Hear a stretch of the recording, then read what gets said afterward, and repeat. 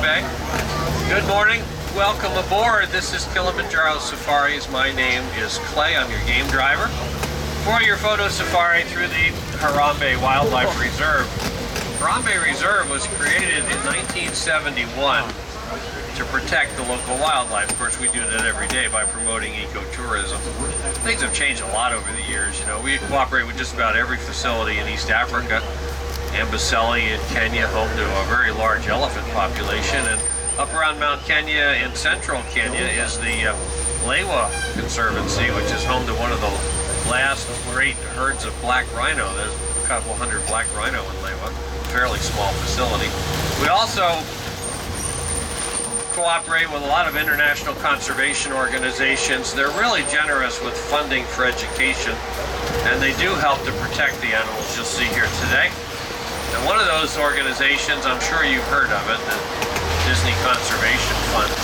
This is Little Aturi Forest. These are bongo along the road in front of us.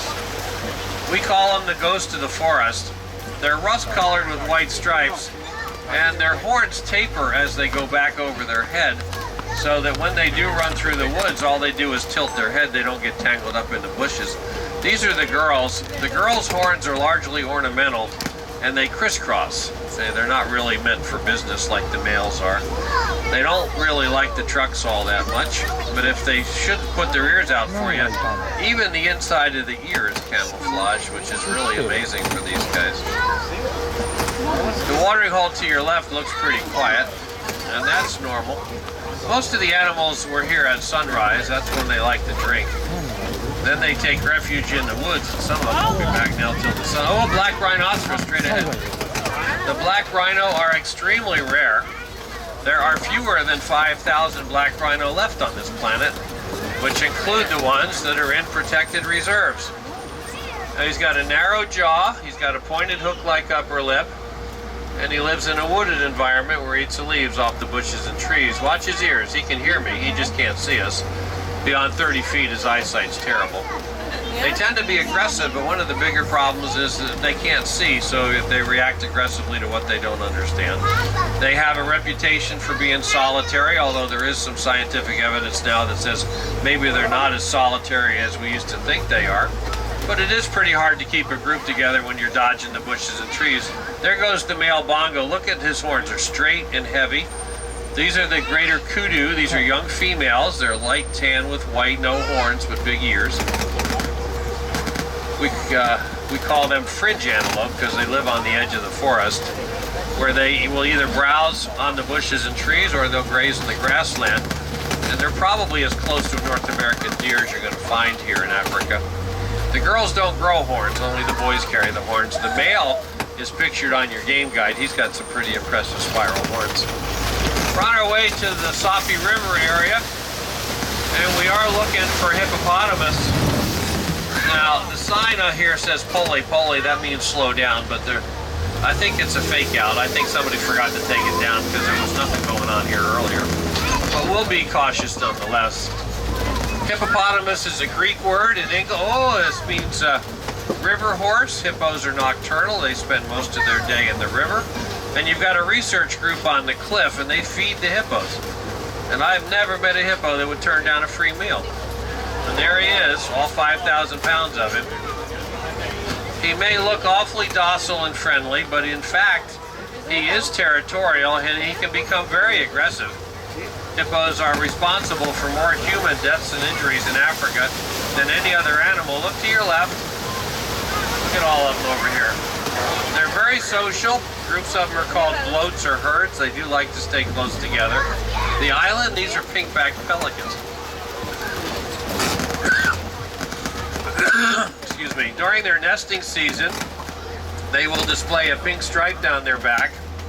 There is only one active nest. It's right in the middle of the island. You can see the little guy stretching his wings. He's not so little anymore. He's about 3 weeks old now. He's born right there. Lots of babies have been born on that island. That hippopotamus is probably asleep. When you see them stationary and submerged like that, the researchers here are convinced they sleep underwater. We have not been able to prove it. The hippos have refused to participate in the survey. We're going to cross Serikali Creek. Those are Nile crocodiles down there. They're bigger than American alligators, and they're in the water directly beneath the bridge. These guys can reach 16 to 18 feet long, weigh more than 1,500 pounds. They don't move around very much, very slow metabolism. We call them ectotherms. They depend on the sun to warm their body, help digest their food. But you don't want to get too close. They can move very quickly over short distances. They use their tail like a catapult. They can launch themselves at you at nearly 30 miles an hour. Their jaws can crush bone. They snap those jaws shut, they can generate more than 2,000 pounds of pressure per square inch, and if they get a hold of you, they're not going to let go. So you better be careful. We're coming out of the woods. You're starting to see grassland to your left. There it is. These are the grasslands of East Africa. They extend north and south for hundreds of miles, much further than we can see. It's a very different ecosystem than the woods. There's all different animals out here. It's hard to see them from up here. What a beautiful view. We're going to go down to the floor of the savannah so we can get a better look. Then we head east. East is that way, and that's elephant country, and we should get there before sundown tonight. The animals have lived here for more than 1 million years, so they've had plenty of time to adapt. You know, it's all about survival out here. Coloring, striping, it's designed to help them disappear. They're hiding in plain sight. We just have to figure out where they are. I'm going to wind our way through these trees. The landscape that you're looking at is actually created by the animals that live here. Elephants are referred to as the bulldozers of the savannah. They like to eat the leaves up in the tops of the trees because they're the most tender. And when they can't reach them, they just knock the whole tree over. Yeah, that lets the grass spread. The giraffes have stripped the undersides of these trees. They're the pruners. That lets light in, the grass grows a little bit faster. We are very dependent upon the annual migrations of the wildebeest and the zebras. They come through here a couple of times a year. They knock all the grass down. That lets the young sprouts pop back up. So we got gazelles and warthogs to trim the edges. This is a balanced natural system. There's plenty of food here for everybody. These cone-shaped structures, these are subterranean termite mounds. The one on the right starting to fall apart. You can see all the little tunnels exposed in there. This is a very elaborate ventilating system. The termites, they dig their colony, they got to do something with the dirt, they bring it up to the surface. Mix it with a couple of secret ingredients and the African sun bakes them until they're hard as concrete. Yeah, the ground here gets pretty warm in the summer. If the termites weren't able to cool off the colony, they might not be able to live here. They don't come out during the day. Subterranean termites don't like sunshine, they come out at night. That's when they start breaking the wood down. They carry bits of it back to the colony. Spend the day digesting it. That's a couple of Ankole cows straight out to your right. The roan-colored cows with the huge horns. The gray animals are wildebeest. The Ankole are the only domesticated animal out here. And they do. They live side by side with the wild animals. They were domesticated by the Watusi tribe about 2,500 years ago. Some people call them Watusi cows. To the Watusi, those cows are symbols of affluence and wealth. They breed them and trade them. That's how they improve their social standing. Those horns can reach more than 5 to 6 feet long. The male's closest to us, his horns are thicker than hers, but the length of the horns is about the same. The wildebeest, they're going to migrate in the dry season, but that's still months away. Right now there's lots of grass and water. They're busy grazing. There's no sense of urgency there. Yeah, they're all facing different directions if you look real carefully, and that's standard safety practice. Most of the animals use it. See, if they all spread out facing different directions, nobody can sneak up on them. There's a male giraffe under the trees right in front of us. This is a male Maasai giraffe. The boys are bigger than the girls out here. He's almost 17 feet tall. He weighs about 2,000 pounds. The Maasai are without a doubt one of the 2 or 3 rarest of the 9 subspecies. Stripe pattern is disorganized and irregular. Edges of the stripes are ragged, colors are muted. He's got 2 girlfriends farther up the hill in the trees. See how hard they are to spot? Now he's busy eating right now. He'll spend most of his daylight hours feeding. When he's not eating, he's chasing the girls. He's pretty good at both of them. See how disorganized the stripes are? See how ragged the edges are? And you'll never find 2 of them that look the same. Stripes on a giraffe, stripes on a zebra, fingerprints on a human. They're all unique. Yeah, the girls are more like 13 feet tall. They're quite a bit smaller, but a couple hundred pounds lighter as well. See him back there? Genetic research into the giraffe's only in its infancy. We've already identified 9 subspecies. That number is liable to change. There's a wildebeest out on the ridge again, to the right. Big rock formation in front of us, we call this Monkey Point. The mandrill monkeys come here looking for food. I don't know if they're here or not. We'll have a look as we go by. Stay alert, this is elephant country. That is a bull elephant to your right. Now he's all dirty because he throws dirt on his back every single day of his life. His mother taught him how to do that. Elephant hide is very sensitive. He doesn't like to get sunburned. So he picks it up with his trunk, and his aim is amazing. The bulls are not part of the herd. He got kicked out by his mother when he reached maturity, and he'll spend most of his adult life alone. He is about 3,000 pounds heavier than the typical female. He can become a very aggressive animal. He can't be trusted with the calves. He'll hurt him if he plays with them, so probably best he lives alone. There's a monkey sitting on the rock right here. They're dark gray, a little bit of white. Most of them are 25 to 30 pounds. There's one in the bushes right there. See, they're really hard to see. They come here looking for food. They fill their cheek pouches full of food, and then they go hide in the bushes, and they eat in the bushes because nobody can see them. So nobody can steal their food from them. They are not related to Rafiki. The Disney animators took some liberties with Rafiki. They gave him a very long tail and the ability to speak, so he's a pretty distant second cousin. Yeah.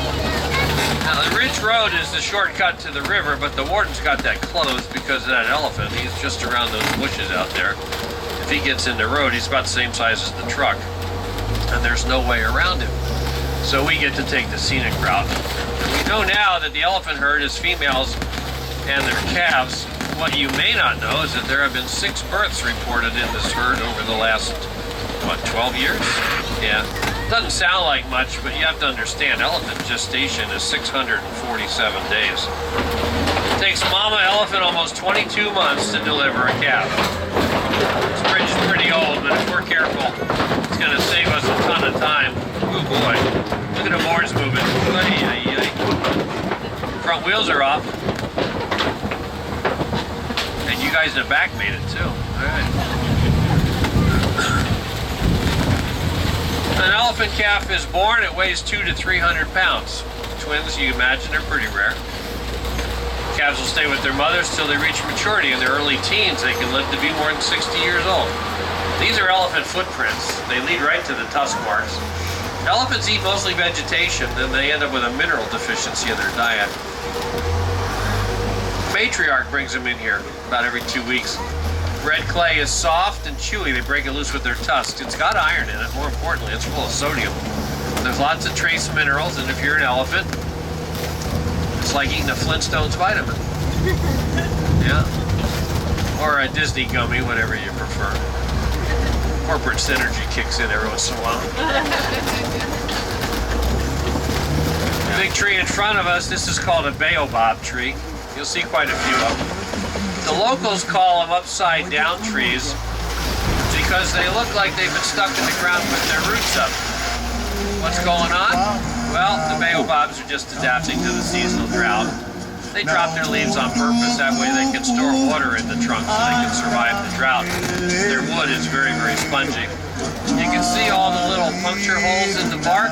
The elephants hate to migrate, and they figured out a long time ago that they can puncture the tree and extract water from it. That way they don't have to leave home. Elephants will walk 20 miles a day, but they want to walk the same 20 miles every day. There's an holy cow. Here's a wildebeest to your right. Wildebeest have 2 names. In southern Africa, wildebeest works pretty well. It means wild beast. But in East Africa, the same animal is called the gnu, spelled G-N-U, and that mimics the noises they make when they migrate. There's an African gray squirrel in the bushes right there. Yeah. The African gray, yeah. This is the greater flamingo. Somebody was looking for flamingos. The greater flamingo is the tallest of the African species. They are very pale, as we said. What little coloring they have is concealed under their top feathers. So unless they spread their wings, you won't get a very good look at it. The island is crowded. The birds love it that way. They find safety and comfort in numbers. That's true of most of the animals out here. They will get on each other's nerves. Fights break out here all the time, but they don't last long. They just bite each other a couple times. They go in different directions. They will filter feed, walk through the water, use their feet to stir up the soil. Then they stick their head in the water. They force the water through their beak, and they filter out the algae and the microscopic nutrients. They've got a screen called a comb in the bottom of the beak, and they eat a diet rich in beta-carotene from the algae, the krill, and the brine shrimp, and that's what helps them stay pink. This is a white rhinoceros. There's an elephant over here on your left. I can't really sit here very long. I hope she's hungry, so she'll come up here in a hurry. See the elephant walking through the bushes over here? Look to the left front. Right before the tree stump. Here she comes. Come on, baby. Come on. There she goes. There's one of the girls.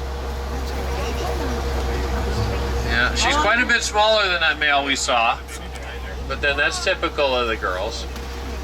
We don't want to scare this rhino. He's about 5,500 pounds. White rhino are not white. They're gray. They were never named for the color of their skin. He was named for the shape of his mouth. He's got a broad, flat lower lip, and he's built low to the ground and eats just like a cow. And the Afrikaans word for wide, V-I-T-E, pronounced vite, it's been mistranslated all these years, so we should call him the white rhino. They're not nearly as aggressive as the black rhino. They live out here in the open grassland. It's easier to keep the group together. But like any animal, if you scare them, they'll turn on you, so we just try not to turn on them. They roll around in the mud because they've got sunburn issues just like the elephants. The mud cools them off, but then when it dries, it'll protect him from sunburn and insect bites. He can't see us, but if you watch his ears, he can hear us. We're no threat to him. He's going to ignore us. Yeah, we're talking about you. Look at him. Very a tremendous conservation success story. They were almost extinct 100 years ago. It took an international effort to stop the, well, never really stopped the poaching, but to save the animal. And the southern white rhino is now estimated to number somewhere between 18 and 20,000. The northern white rhino didn't fare so well. Last I heard, there's only 5 of them left. 1 male, 4 females, and he's 40 some odd years old, which means that species is not going to survive. Keep your eyes peeled. We saw cheetah on this ridge earlier. Cheetahs are very small, about 100, 120 pounds. They're light tan with with dark spots. And they are daytime hunters, so they do like to move around during the day. There's one. Straight out to the left. You gotta look carefully in the bushes. She's way back off the road, but a pretty good look at a cheetah sitting in there. Now, the cheetah can only sprint for about 300 yards. Beyond that, their bodies overheat, and they have to slow down to cool off and catch their breath.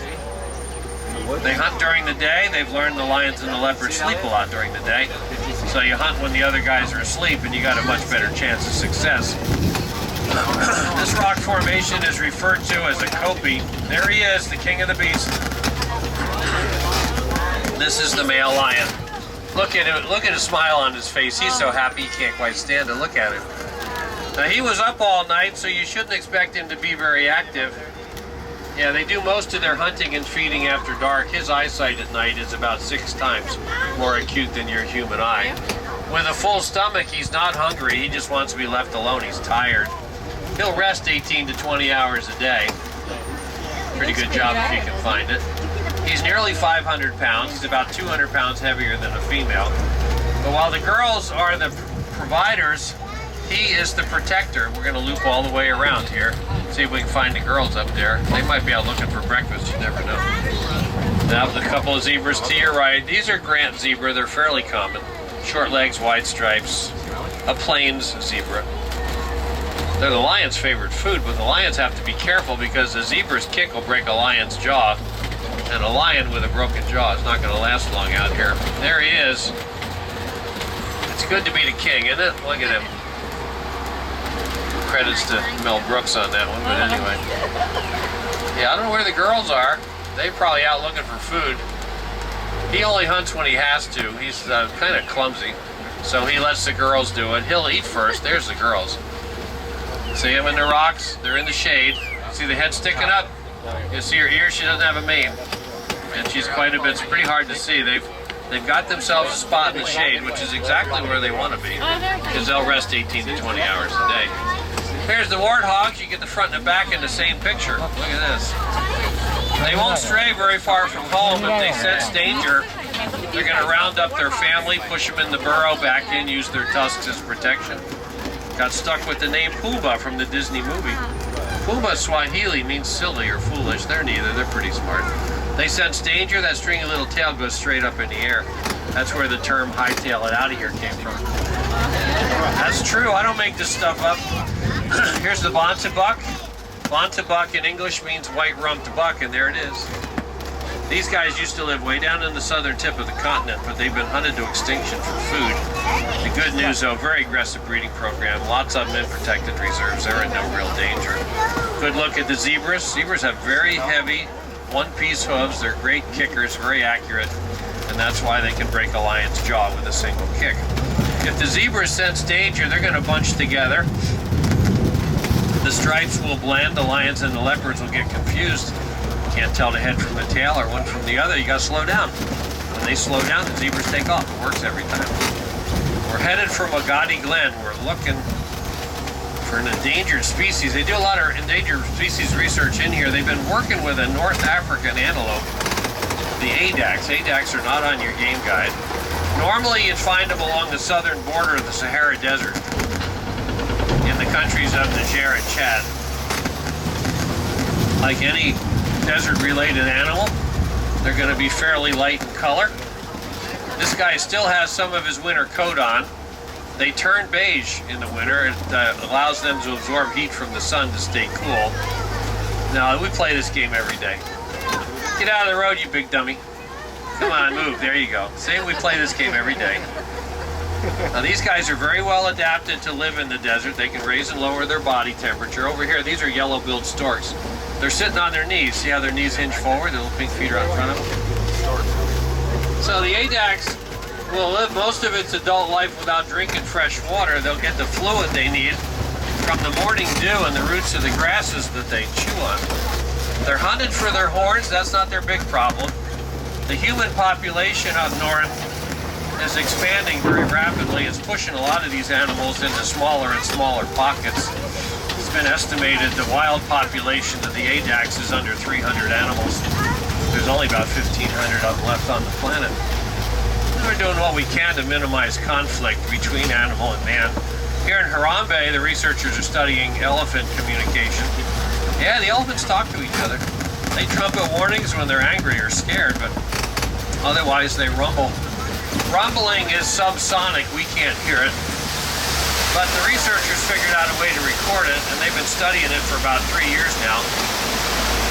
They are convinced that the elephants are scared of bees. As a matter of fact, they're providing free beehives to the local farmers. They put them on their fence posts, and so far, the elephants have been reluctant to go after the vegetables. And as long as the farmer can get his crop to market, he no longer feels the need to shoot the nuisance elephant. Everybody wins. They're doing the same thing in Namibia with the cheetah. Cheetah like to eat sheep. Sheep are just so easy of a target, they can't help themselves. But the big dogs are training, they're chasing the cheetahs away, they're eating the wild animals, the sheep go to market. No need to shoot the cheetah anymore. Lots of really good programs going all throughout Africa. Get involved, folks. Find out as much as you can about your favorite animal. This is the Warden Post. I'm going to drop you off with Brian.